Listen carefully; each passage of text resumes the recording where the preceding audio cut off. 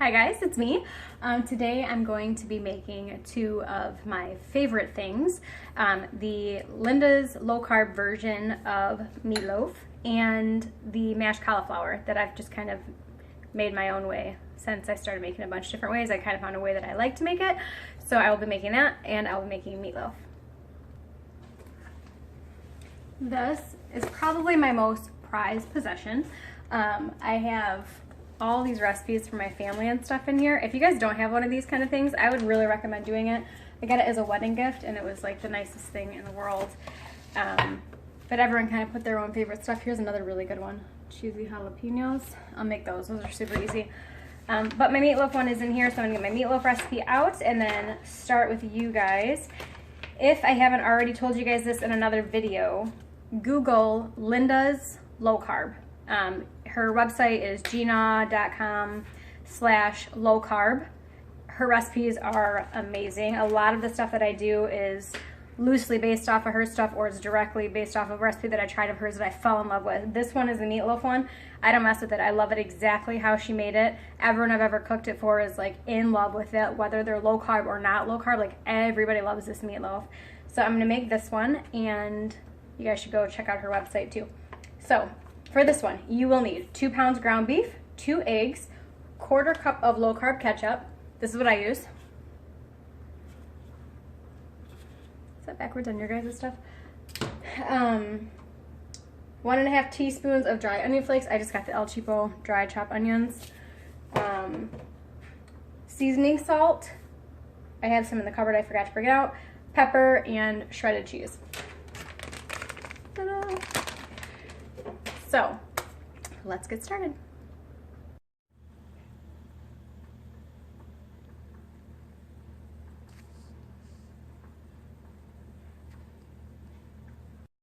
Alright, so I'm a weirdo about getting meat on my hands. So this part's totally not necessary because this is definitely easily done by hand.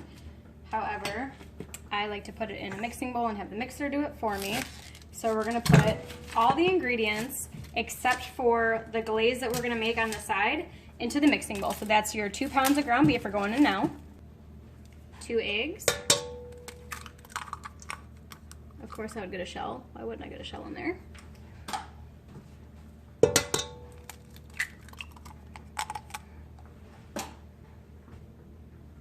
4 ounces of cream cheese, or of cheddar cheese. I just got an 8-ounce bag, so I'll just call it half a bag. I just eyeball it. I don't even measure my cheese.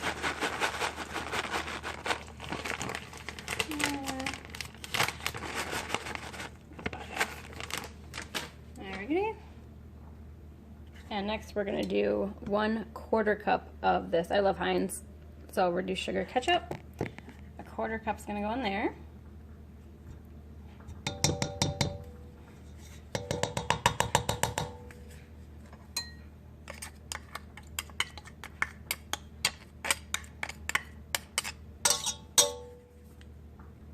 From here, we're just gonna mix this all up. I'm gonna put it underneath my KitchenAid and have the KitchenAid do it. You guys can do it by hand. Go ahead and preheat your oven to 425 degrees.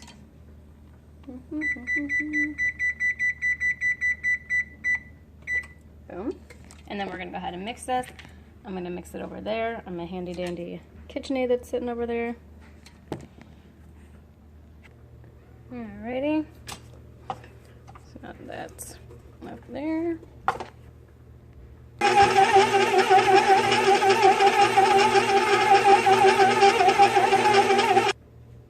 I don't know if doing it this way has maybe like helped with why mine always turned out so awesome. Maybe it's like it's all evenly blended this way, but I've always done it this way. Regardless, my hands are gonna get dirty in the next step anyways, but I always mix it with this thing. So onto the glaze. We are going to make the glaze that we're gonna spread on top of it. That is 1/2 cup low carb ketchup, 1/4 teaspoon dry mustard, and 2 tablespoons of Splenda.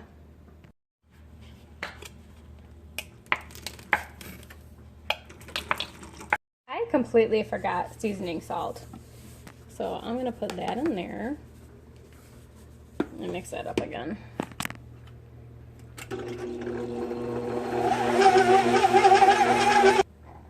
So for our glaze, I'm gonna do the 1/2 cup of mustard, and then I'm going to add the Splenda and dry mustard to this. I am on a roll. I forgot pepper and dry onion flakes too, so those are going to go in here too. You know how like you have a recipe that you make a million times and you're like, nah, I don't need to look at the directions. I've made this 1,000 times. Yeah, that's what happened. So now I have to add a whole bunch of stuff that I forgot to add. All right, so now we have our glaze with the Splenda, dry mustard, and the low-carb ketchup. And just stir this. You're going to use this to coat the outside of the meatloaf that you're going to form into like 2 loaves. So you're going to stir this all up together and then just set it aside for a second. Alright, so I realized that I need aluminum foil for the next part and I'm out. So while we're waiting for my husband to get here for aluminum foil, or with aluminum foil for the meatloaf stuff, I'm going to boil my cauliflower and start that process for the mashed cauliflower. Alright, so I have my water on high. We're going to wait for that to boil. I put the cauliflower in right away. I don't really wait for it to heat up to a boil because, I don't know, just because I do. So I'm going to start chopping up the cauliflower and putting it right in there.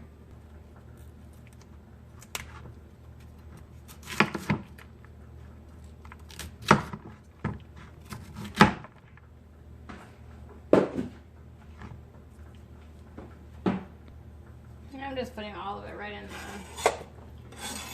pot. I'm gonna do 2 heads of cabbage. Normally I would like to do this with frozen cauliflower. It's a lot easier, except I couldn't find any frozen cauliflower in the state of Virginia. Like no grocery store had it, so I have to use fresh.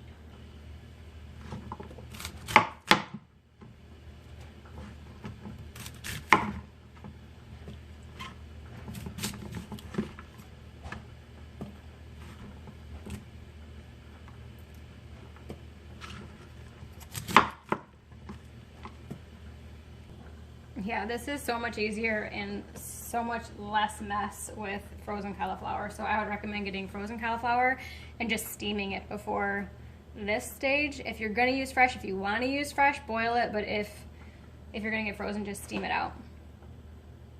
So my husband's home, I have aluminum foil. So, funny story, I preheated my oven with my glass dish in it that I needed to use. So what I did here, I took literally just half of what was in there and I put it over here.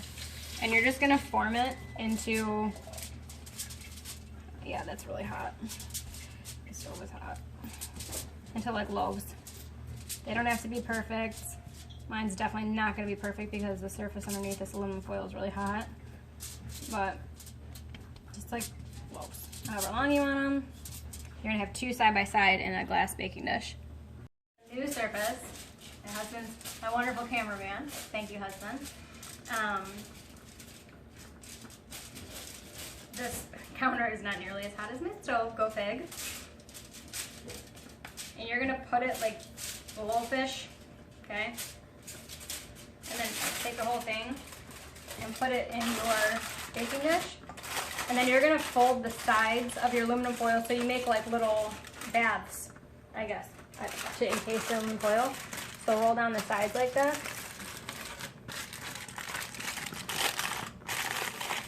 And fold them over whatever you want to do. Yeah, so they're gonna be like this. And then get a brush. And you're gonna use your glaze right here, this glaze right here, honey, this glaze. That's gonna go on top of those. Hit pause on there for me. So my husband's cracking me up, sorry. So if you have one of these guys, a brush, it's really helpful. Just kind of spoon a bunch on top. And you're gonna coat all the sides of it. I hope I don't look gross. I wasn't planning on being in the video. I was planning on just the food being in the video. But you're gonna coat all the sides.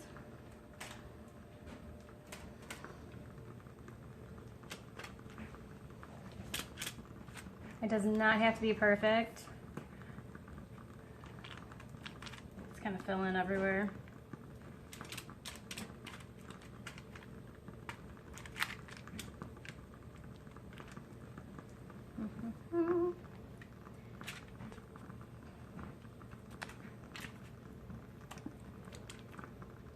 Come up there.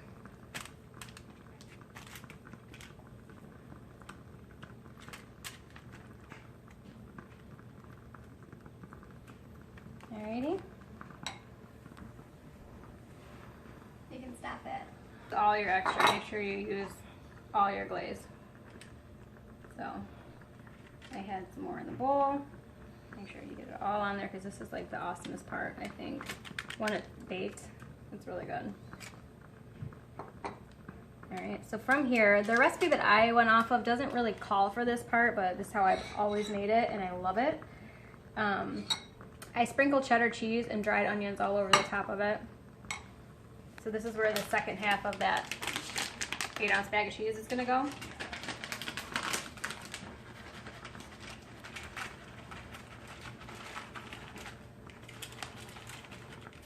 No. The director had a problem with that candle there. I guess I'll save some of this cheese because that seems like a whole lot of cheese. Yeah, we don't need all that. That's kind of obnoxious. Alright. And then sprinkle your dried onion flakes. Just kind of sprinkle them all over. Oh, these smell so good. I love onions.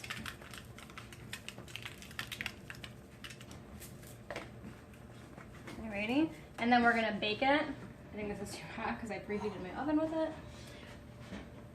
We're going to bake it for 15 minutes at 425, and then we're going to turn the temperature down. Watch me like spill it everywhere. That'd be awesome. Okay. Stop.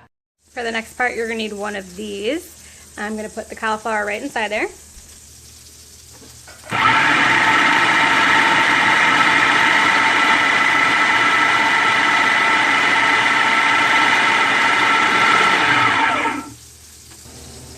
Alright, next I'm going to put in half a block of cream cheese and a stick of salted butter. I'm also going to add heavy whipping cream just by eye. I don't really measure it. It probably measures out to about a half a cup, but I just kind of pour it in there until it's the consistency that I want.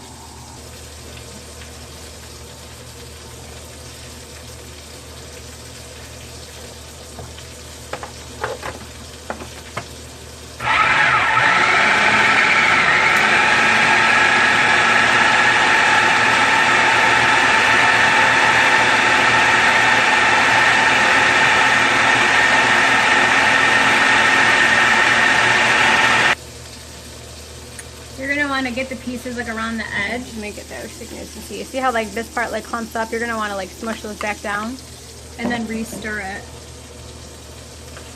Or re-blend it, I mean, or whatever. Process it.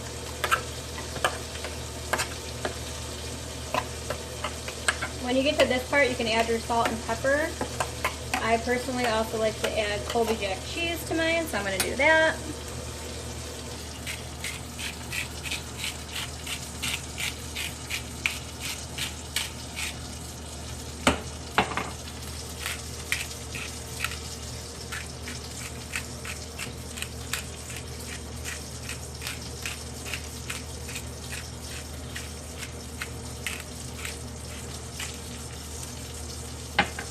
You guys can put like garlic powder in here too. I'm not going to.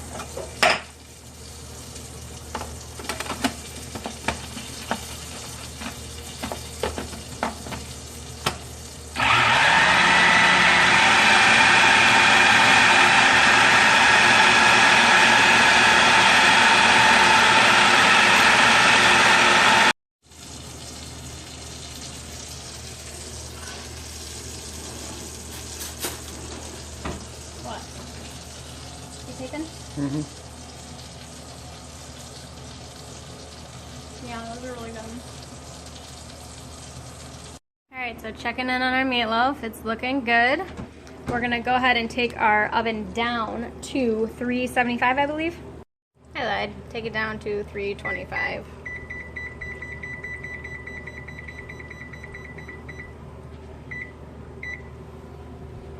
Alright, so this is it when it comes out of the oven. It does not look pretty, but wait till you taste it.